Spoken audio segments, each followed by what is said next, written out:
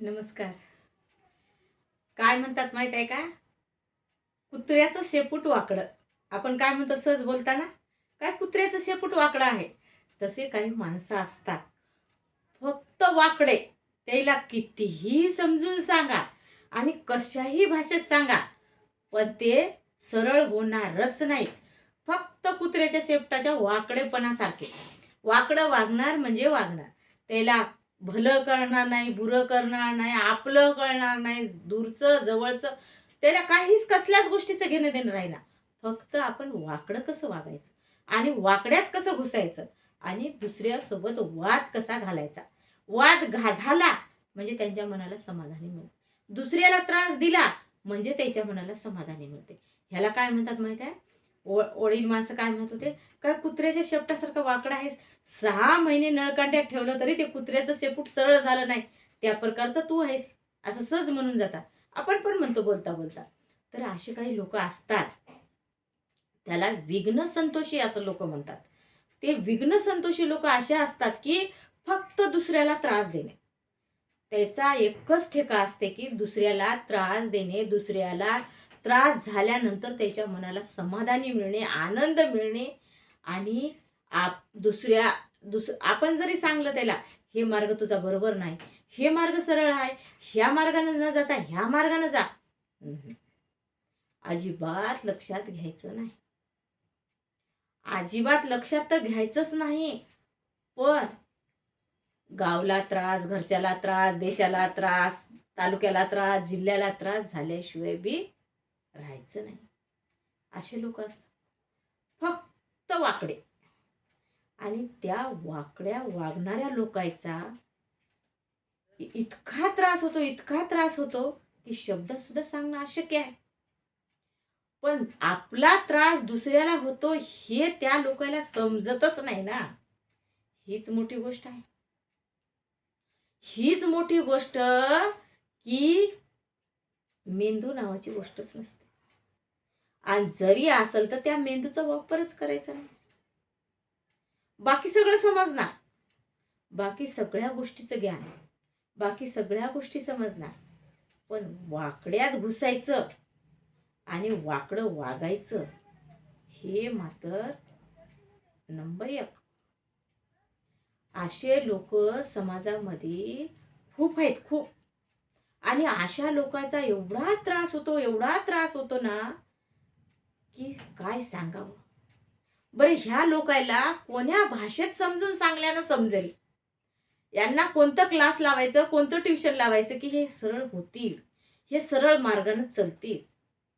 आता त्यांचं वाकडं वागणं बाजूच्या, आजूच्या, घरातल्या, दारातल्या, शेजाऱ्याला सगळ्याला समजतं.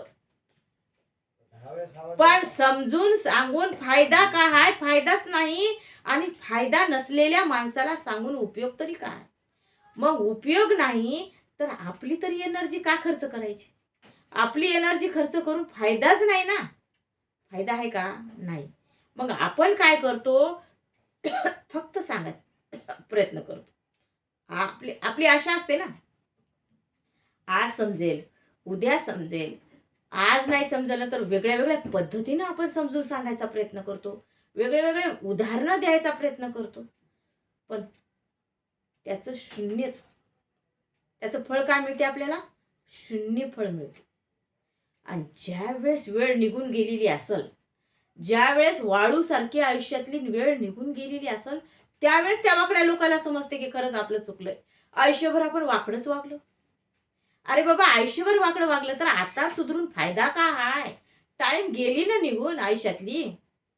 टाइम थांबायला आली का? अजिबात नाही.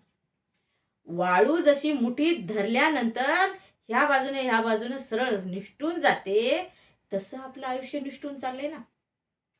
आयुष्य थांबायला आले का? सकाळ झाली रात्र होणार, रात्र झाली दुपार होणार, सकाळ दुपार रात्र हे चक्र चालूच राहणार आहे. आणि हे चक्र चालू असताना आपलं आयुष्य कुठे थांबायला आले हो? आपलं आयुष्य तर फास्ट मध्ये चाललेलं आहे, फास्ट. जशी रेल्वे फास्ट असते बघा, एक एक्सप्रेस रेल्वे असते, ती कुठंच थांबत नाही, फास्ट असते, ती ताबडतोब पोहोचते. तसं आपलं आयुष्य फास्ट चाललेलं आहे. आयुष्य थांबायला वेळ नाही आयुष्याला. आपण एक एक दिवस म्हातारे होत चाललेलो आहोत. आपण मोठे व्हायलो म्हणजे आपल्याला वेगळ्याच आपण भरमात आहोत की आपलं, अरे बाबा तू बाळपणापासून तरुण होऊन तरुणापासून म्हातारपणात चाललास. तुझ्या आयुष्यातला एक एक दिवस कमी होत आहे. तुझ्या आयुष्यातला एक एक दिवस कमी होत आहे. तुझ्या आयुष्यातली एक एक गोष्ट बरबाद होत आहे. आणि वाळूसारखं आयुष्य जर निघून जात असेल तर काय तुझ्या आयुष्यात शेवटी उरलंय काय? भोपळा. म्हणून वेळेस सावध व्हा. वाकड्या लोकांनो, वेळेस सावध व्हा. वाकडेपणा सोडा. वाकडेपणा जर सोडलात आणि सरळ मार्गाने जर गेला तरच जीवनाला महत्व आहे. हे जीवन क्षणभंगूर आहे, क्षणभंगूर. एकच वेळेस यायचं आहे. कर्म चांगले करून एकच वेळेस येऊन एकच वेळेस जगून चांगलं जा ना. पुन्हा जन्माला कशाला यायचं? चांगले इथं कर्म केले तर पुन्हा जन्माला यायची गरज नाही ना. आणि इथं कर्म जर वाईट केले, त्या कर्माची जर परतफेड करायची झाली तर दुसरा जन्म घ्यावाच लागेल ना परतफेड करण्यासाठी. त्यामुळं काय करायचं माहितीये का? वाकडेपणा सोडायचा. मग ते वाकडेपणा काय एका पुरुषात असतो, महिलात असतो, छोट्या लेकरात असतो, वयोवृद्ध माणसामध्ये असतो. वाकडेपणा हा सगळ्याच मनुष्य प्राण्यामध्ये असतो. सगळ्यांनी वाकडेपणा सोडला पाहिजे. आता बाळ असू द्या, ते छोटं असते, त्याला समजत नसते. पण जरा आपण मोठे झाल्यानंतर बुद्धी नावाचा प्रकार आपल्याला